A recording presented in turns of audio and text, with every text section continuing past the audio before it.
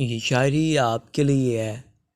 तुम पसंद आए, ये इत्तेफाक था। तुम ही पसंद रह गए, ये इश्क था।